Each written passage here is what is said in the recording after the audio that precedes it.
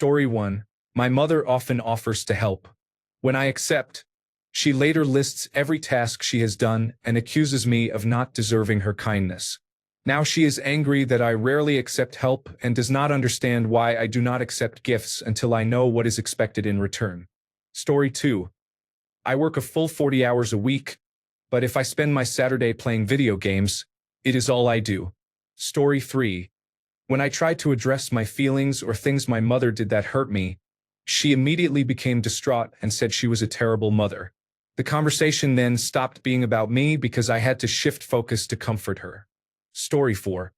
When my parents' first reaction to anything I said or did was negative, it taught me to keep secrets, tell lies, and avoid informing them of anything until right before or after it happened. They once wanted me to get a job, so I did. It was full-time, seasonal, paid well, and was a 30-minute drive. They scolded me for not finding something closer, made me call my manager to apologize for wasting their time and resign, then got mad and made me call back within 10 minutes to ask for my job back. I was 16 or 17 at the time. The next time I got a job, I told them only when I was leaving the house for it. Growing up, it was frustrating to always expect a negative reaction right away. Story 5. You're turning everything into a lecture. If I'm telling you that something bad happened, I don't always need it turned into a life lesson. Story 6. My parents are outwardly judgmental. I never tell them about my music tastes, my friends, or many of my interests because I know I will get snide comments if they do not meet their standards. Story 7. Me. I want to be left alone right now. Mom and Dad assume that means I want to talk. Story 8. If I say I like something, they make it my whole personality. Story 9. My mom often comes into my room without warning, drags out conversations to make a point, and sometimes shares personal information about me, which is annoying. Story 10. I wanted to share something that really helped my relationship with my mom. She always said, "If you tell me the truth, you will not get in trouble and I will not be mad.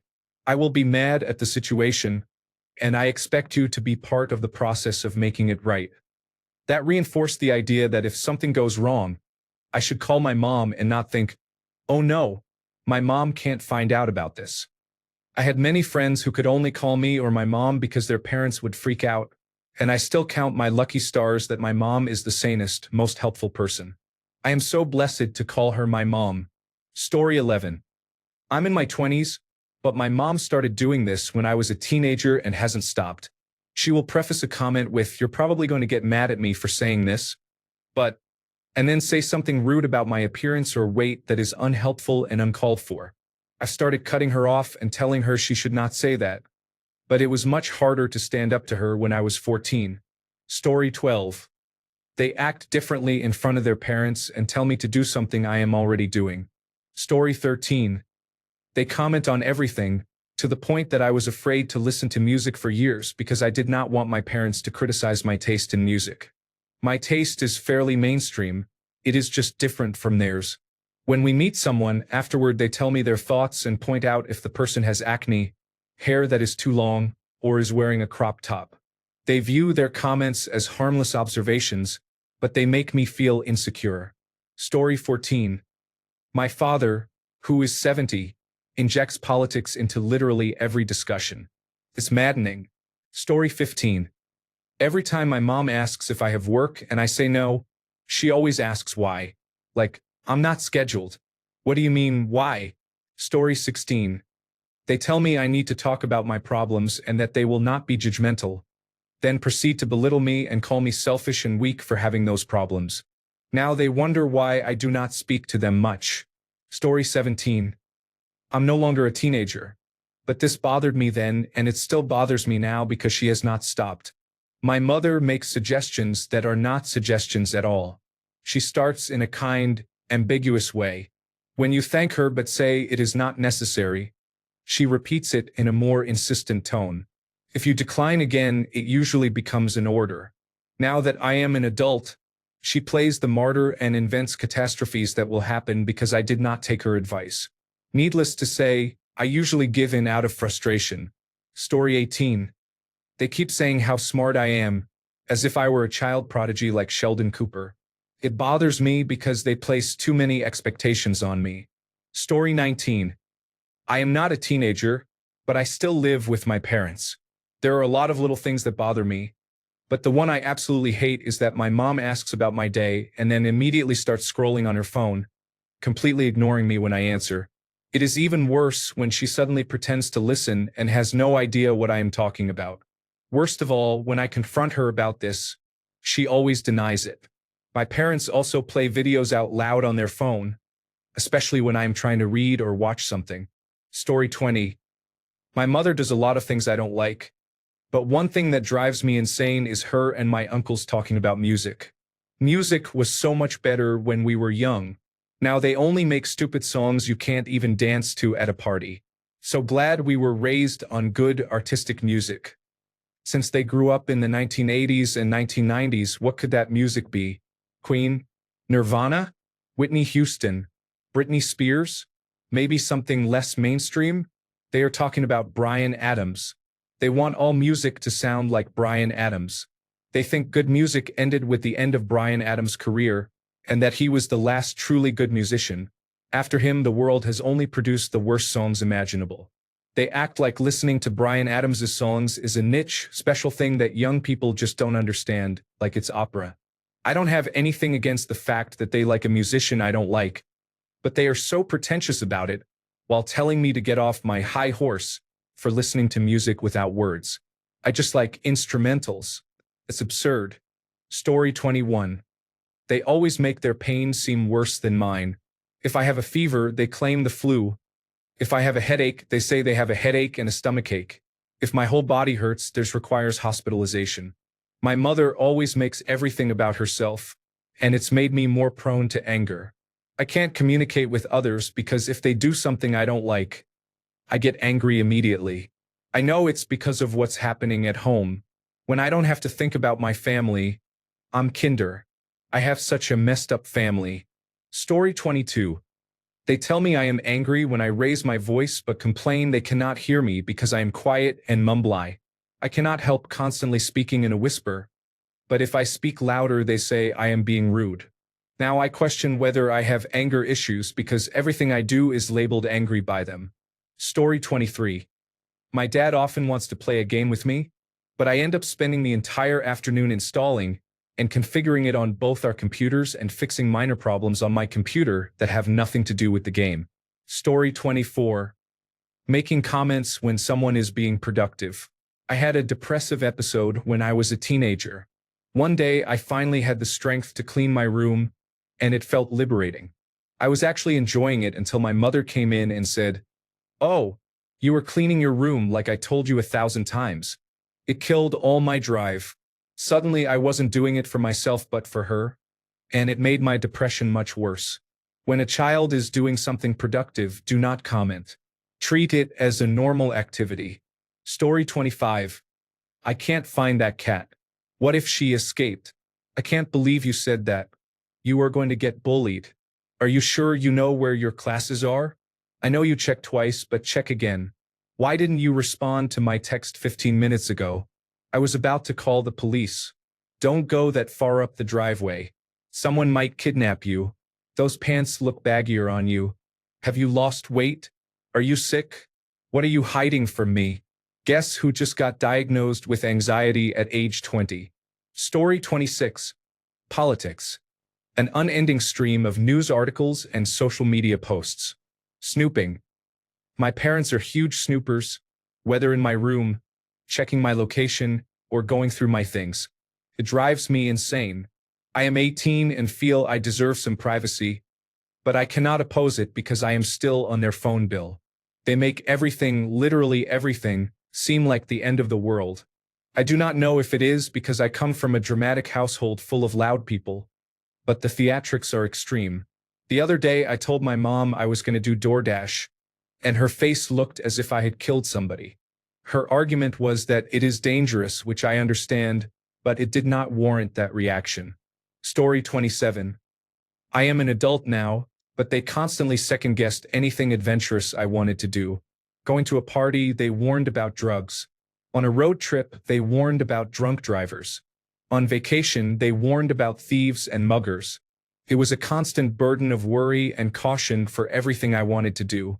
That burden became so heavy that I stopped trying to do things, or I did them without telling anyone. Sometimes I think they were so worried that I might die that it never occurred to them I would not truly live. Story 28. This is not about being a teen, but something my dad said he learned from me when I was a child. Do not compare me and my siblings to other people's children. My mom used to do that all the time. She would constantly say, "Why can't you be more like Name?" It bothered me because it was not a comparison of a bad child to a good child.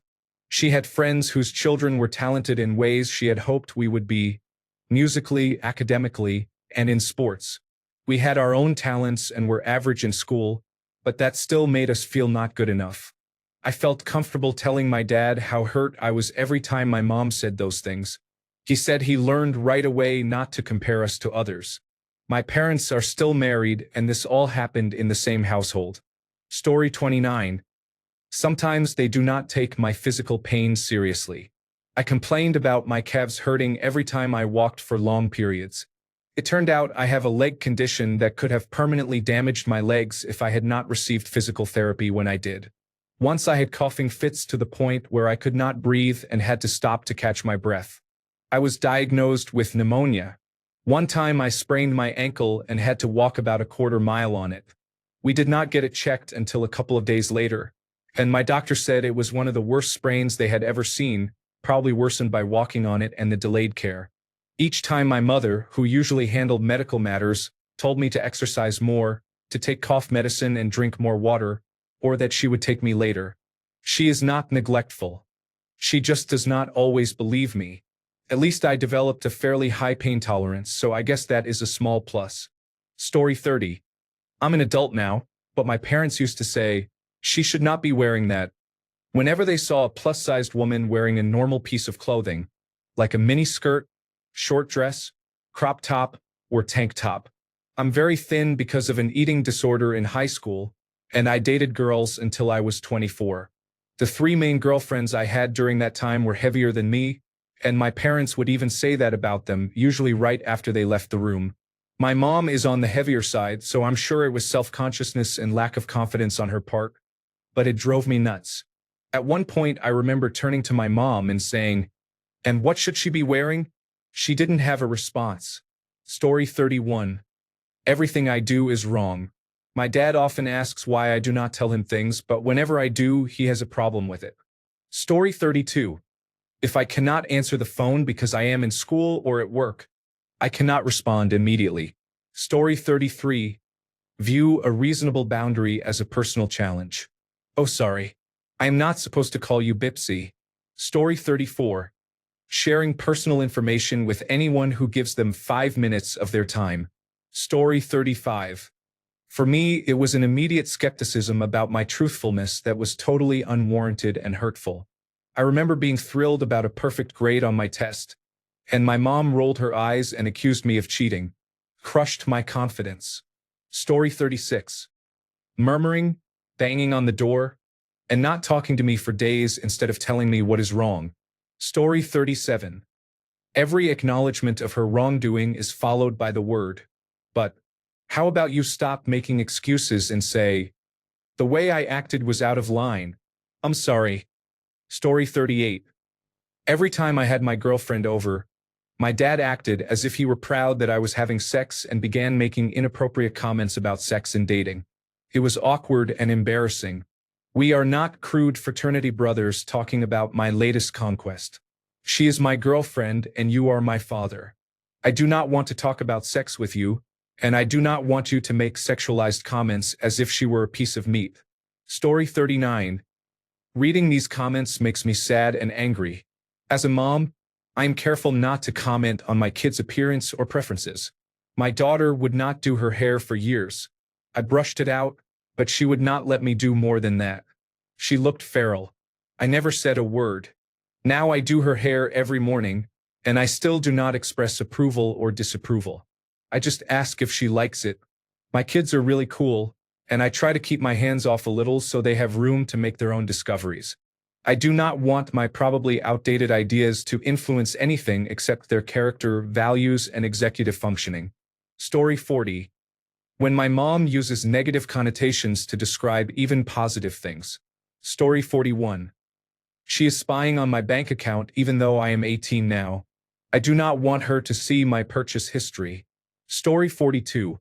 When I went to my mom for emotional support or to vent about a situation, she always played devil's advocate or tried to make me see the other person's viewpoint. I never had a true supporter. She was overly critical of my actions and feelings while excusing others who hurt me. Story 43. I am not a teenager, but now that I am older, I am frustrated by how people would get annoyed when I did something imperfectly and then take over instead of teaching me the right way. Although my mother was an excellent cook, I learned very little about technique or meal planning because she would take over whenever I struggled. It may have been easier for her in the short term, and it mildly bothered me as a child, but now I feel stunted in areas she could have helped with if she had been more patient. Story 44. Commenting on people in a judgmental way when they are not doing any harm is unnecessary. Saying I hate those cars every time you see a Kia Soul is unfair. Buddy, you've never driven one. Who cares? One comment is enough. Story 45. 4 teenagers here, do not worry. You will still be dealing with this stuff in 20 years. Laughing out loud. Story 46. My family's rules and expectations are constantly changing. I'm in college. One day returning at 10 p.m. is okay. The next day they call at 8 p.m. asking where I am. I try to tell them roughly when I'll be home, but sometimes I forget or the activity I'm doing does not have a fixed end time. I have asked them to set a curfew to reduce everyone's stress, but they have never agreed. I commute and leave campus that late because I want to avoid traffic. Story 47. When I was a teenager, the most frustrating thing was subtle. Receiving sarcastic praise for improved behavior. For example, if I had spent too much time in my room for a few weeks and then decided to be more social with my family, one of my parents might say, "Well, look who finally decided to show up." They meant well, but that kind of response does not encourage repeating the behavior when you do what someone wants and only receive sarcasm in return. Story 48. As a parent of young daughters, I am sitting here taking notes, cringing, and hoping I do not mess up our relationship beyond repair. I love them endlessly, and I strive every day to be a father they love and want to be around. Story 49. Millennial parents in this thread. Story 50. They call your name, and when you respond, they don't say anything. It's annoying. Story 51. It is wild that adults in this thread are condescending and sarcastic toward children who are answering a question. Story 52. Do not act proud. Criticize all of my accomplishments. I no longer announce my achievements. I have given up trying to be impressive. Story 53. When they keep asking me a million questions about my day, all at once. Story 54. I wish both of them would be more patient. My mom sometimes snaps at retail workers. I can understand why when the service is really bad, which it kind of is where I live, but sometimes she yells at workers who did not do anything wrong. I hate standing there while that happens. I also wish my dad would be more patient with me when I do not understand something right away. When I still do not get it and his tone becomes more aggressive, it does not help at all. It just makes me more scared, and I respond out of fear. Story 55. I am in my early 30s, but my mom still lectures me. I drink alcoholic beverages. My mom says, "You should not be drinking." I tell her, "Well, you have a bottle of wine, so why can I not drink?" Her response is, "I am older than you, so I know better." Like what? Also, the phone works both ways. If I do not call her first within 2 days at most, she says, "You have not called. You disappeared. What have you been doing?" I am not doing anything, and the conversation is not going to change just because I spoke to her yesterday. Today I worked again. Story 56. They don't organize their things, misplace items, and then complain they can't find them. I don't know. Put everything in one spot every time. Story 57. Both of my parents couldn't stand being single. My dad clung to partners like Gorilla Glue, even when it was obvious the relationships were bad. Once, one of the women he was involved with had a man she was sleeping with show up at our house in the middle of the night. He was her deceased husband's brother, so you can see what a gem she was. My mom never had a real partner after my dad. She slept with anyone who would give her the time of day. If they slept over, she talked about it for weeks until she realized he would not call again. One of them was her pregnant friend's husband. Story 58. He yells at me because someone else upset him. He does not have the courage to confront others, so he takes his anger out on me. This is one of many reasons I do not talk to him anymore. Story 59. My mother cannot keep a secret. Anything I tell her will be repeated to at least 4 other people within 24 hours. It is frustrating because my sister is going through personal difficulties, and we cannot speak to my mother about it because she tells everyone, even though it is not their business. Story 60. Pa makes everything seem urgent, only to discover that he has forgotten how to send a message. Story 61. I left my room without closing the door, even though I had closed it when I entered, and I opened it again after knocking. Story 62. Since high school, my mom has called me to wake me in the morning before something important. It's thoughtful of her to rise at the same time, but my perpetually silent iPhone turns off my alarm after a call is received, which makes me late. I love her, but she still gets upset when I bring it up. Please ask her to text me if she wants to help. Thanks a bunch for sticking around till the end of the video. Remember to subscribe, and until next time, stay awesome and goodbye.